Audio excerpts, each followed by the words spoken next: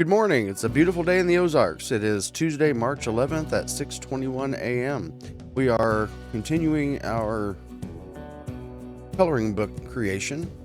We've got 3 to 5 more to do. I may redo a couple of them just because at the beginning they were kind of flat, one-dimensional, wasn't giving them much personality, and then I kind of got into it, and a lot of them are showing a lot more personality now, so I may redo a couple of the first ones just to keep the book consistent. So this time we're doing a Longhorn Steer. So I do know that Longhorns, there are a bunch of farms in Missouri with Longhorn Steer, but mostly we've got Angus, Holstein, some mixed cattle breeds, but Texas is the largest population of Longhorns. I do remember our neighbor had over, 4,000 acres. We were kind of plopped right in the middle of nowhere, and my brother and we decided one night to go up the back hill, which was pretty tall. It was on his property, and so we could see see the stars and moon better because it was away from the yard light. And we started running up the hill, and we came upon a group of cattle, and it was a full moon, so we could see, and we ran right up on one of the bulls he had in there. Didn't have as big of horns as Longhorns do, but it was pretty big.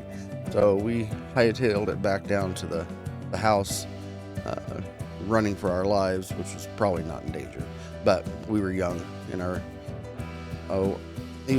my brother's probably in his early teens. I was 9-10 years old, but yeah, we ran back fast.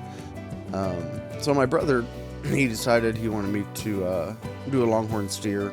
He wanted to have that in the book because he's got a friend of his that likes them. So I decided to do my own interpretation of one. It's got kind of a big head and not as long of horns as Longhorns do, but it's a coloring book, so everything's a little over or under exaggerated.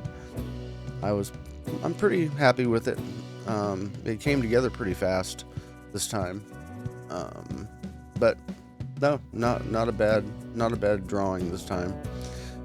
So I did find out in researching Longhorn cattle that they're extremely hardy. That's why they're popular in Texas. They can live in harsh conditions with very little care, and they have lower fat and cholesterol than other types of beef, and they're higher in protein and omega-3s, which I did not know and was not aware of.